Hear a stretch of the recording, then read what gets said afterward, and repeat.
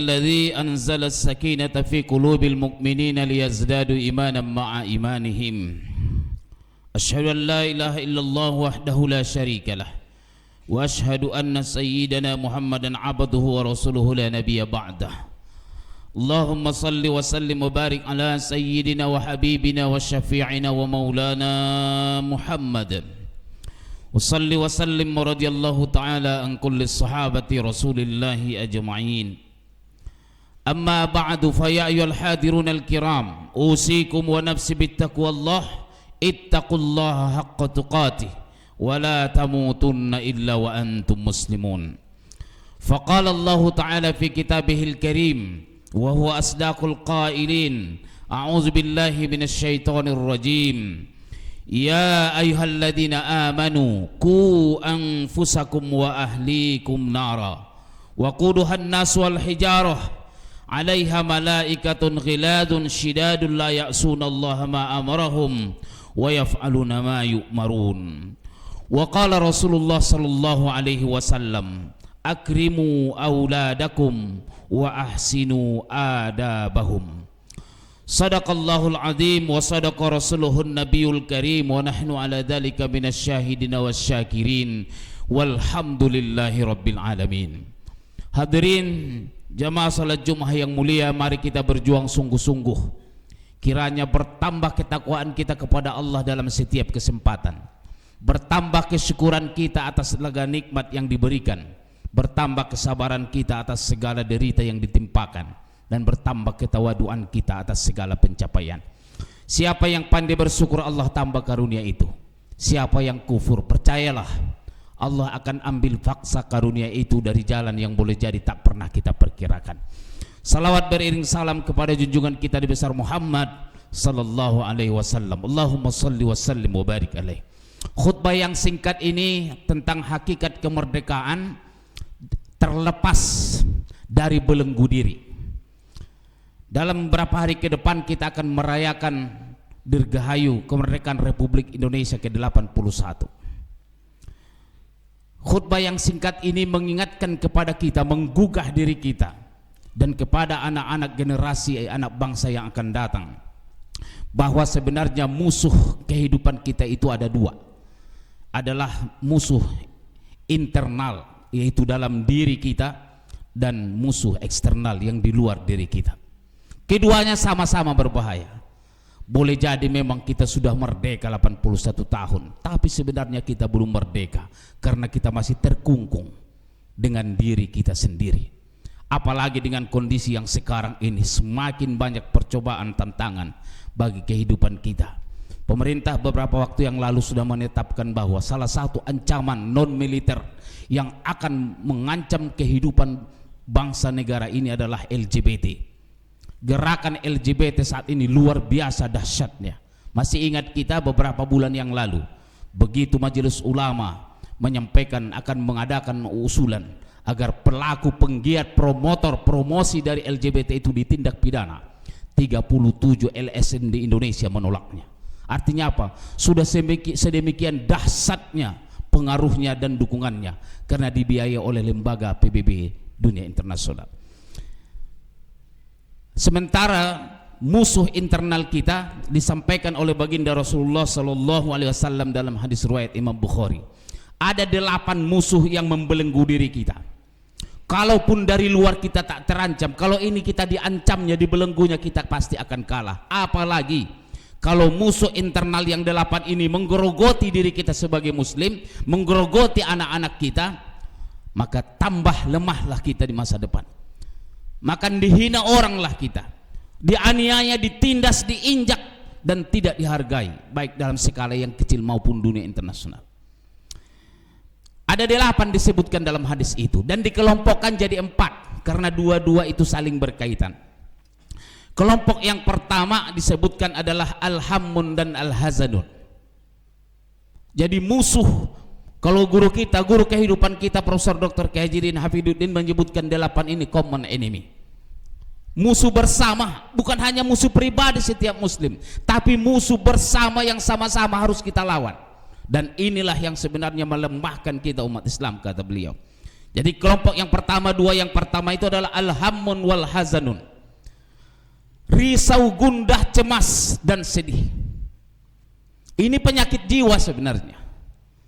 Penyakit jiwa ini apa bedanya? Kalau al-hammun itu risau, gelisah, gundah menghadapi masa depan, sesuatu yang akan terjadi di hadapannya. Risau, gundah, bahkan tak tahu alasannya kenapa risau dan gundah, tapi tak siap menghadapi apa yang akan terjadi di masa depan. Dan kalau sampai ini bercokol dalam diri kita, di dalam anak diri kita, anak keturunan kita, maka mereka orang yang selalu cemas melakukan apapun dan tak berani berbuat sesuatu apapun. Kenapa? Risau nanti macam mana, nanti bagaimana, sehingga tak berani melangkah.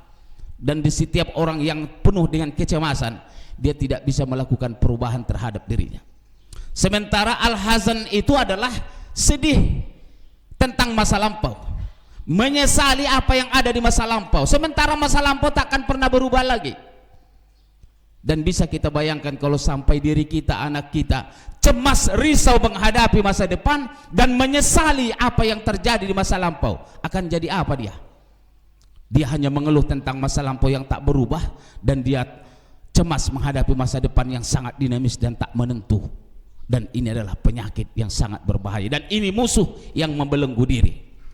Kelompok yang kedua disampaikan oleh Nabi bahwa yang membelenggu diri kita itu adalah al-ajaz wal kasal, lemah dan malas.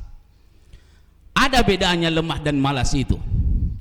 Kalau lemah itu dia punya keinginan tapi tak punya kemampuan, tak sanggup, tak berdaya. Pengen dia membangun masjid tapi tak sanggup. Pengen dia belajar jalan ke masjid tapi tak mampu. Karena dulu waktu dia mampu tak berangkat dia ke masjid. Dulu waktu dia kaya tak bersedekah, tak berinfak, tak berwakaf. Begitu tak mampu lagi barulah dia mau. Dan itu orang lemah. Orang yang lemah itu juga adalah penyakit buat kita. Makanya yang hari ini punya kekuatan, lakukanlah. Karena ada saatnya nanti tak mampu lagi. Yang ada hanya kemauan dan keinginan. Itu orang-orang lemah. Pengen ini, pengen itu, pengen sekolah, pengen segala macam, tapi tak mampu. Itu adalah lemah. Sementara al-kasal itu malas. Malas itu dia mampu tapi tak mau. Dan ini berbahaya.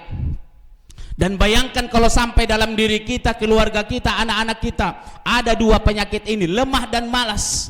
Tak mampu dia melakukan padahal mau, atau dia mampu tapi dia tak mau. Makanya di pondok anak-anak kita selalu dididik oleh kiai, ijtihad, bersungguh-sungguhlah, wala taksal, jangan malas, wala taku gofilan, jangan lalai, fanadamatul uqbali man yatakasal.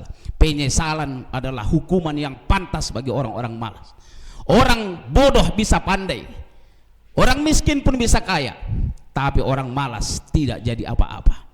Dan ini penyakit yang menggerogoti diri kita.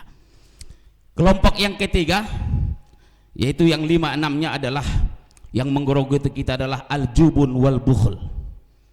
Pengecut, rasa kecut, kecil hati, tak berani menghadapi kenyataan, tak berani menghadapi tantangan, tak berani mengambil resiko. Itu al-jubun. Takut dia kehilangan, takut dia kekurangan, berkurang hartanya.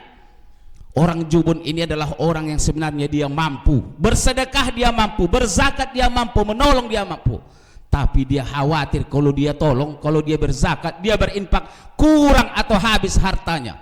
Akibatnya adalah orang yang pengecut macam ini ujungnya adalah bakhil. Kenapa? Dia tak mau lagi mengeluarkan. Kalau dia hanya punya tenaga, tak mau dia berinfak dengan tenaga. Nah, buat apa saya bantu, nanti juga tidak ada gunanya. Kalau dia punya harta, buat apa saya bantu, nanti hartaku habis. Nanti kalau saya sedekahkan saya jadi miskin. Padahal bisikan itu adalah bisikan syaitan. Asyaitonu ya'idukumul faqra wa ya'murukum bil fahsya. Setanlah yang membisikkan kefakiran itu dari telinga kita. Yang sebenarnya tadi kita mau berinfak, bersedekah, berzakat, dibisikkan oleh setan, jangan nanti kau jatuh miskin. Dan kita ikuti, maka setanlah yang sebenarnya membisikkan itu.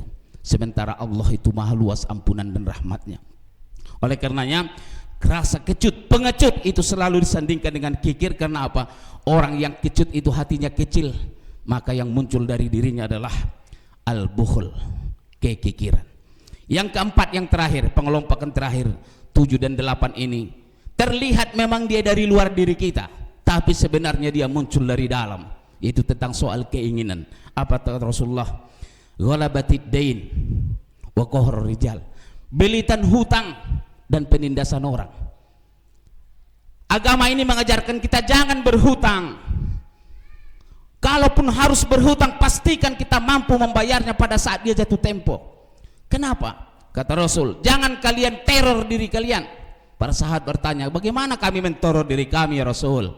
Kalian berhutang, itu sebenarnya kalian akan menteror diri sendiri. Siang tak ada harga kehormatan, malam pun tak bisa tidur. Perhatikanlah kita, yang kita punya hutang kepada orang lain, tak punya harga diri kewibawaan kita. Itu sebagai pribadi, sebagai bangsa dan negara, lebih dari 4 triliun kalau tak salah utang negeri ini. Maka mana ada harga bangsa? Dihina orang, ditindas orang, diancam orang. Karena itulah orang yang berhutang dikaitkan dengan ghalabatid dain wa qahrur rijal, penindasan orang. Karena setiap orang yang berhutang sebenarnya dia akan tertindas dan ditindas. Di mana saja dia dikejar, siang dia berlari, malam tak bisa tidur, tersiksa orang-orang ini. Sebenarnya terlihat dari luar, tapi sebenarnya seringkali kita berhutang hanya karena ingin memenuhi keinginan, bukan karena kebutuhan atau kemampuan kita. Semoga khutbah yang singkat ini memberikan kekuatan kepada kita sebagai ayah, sebagai guru, sebagai tokoh masyarakat, tokoh bangsa. Kita didik anak-anak kita jangan konsumtif, mereka harus produktif. Jangan malas, jangan lalai. Kenapa? Semua yang 8 ini adalah belenggu diri. Kalau kita tak lepas, kalaupun tak dijajah orang kita, kita sendiri yang menjajah diri kita, dan kita akan lemah dan kita akan dianiaya oleh orang lain. Barakallahu lakum fil Qur'anil azim, wa nafa'ani wa iyyakum bima fihi minal ayati wa dzikril hakim, wa taqabbala minni wa minkum tilawatahu innahu wal ghafurur rahim. Allahumma shalli ala sayyidina wa habibina sallallahu alaihi wasallam.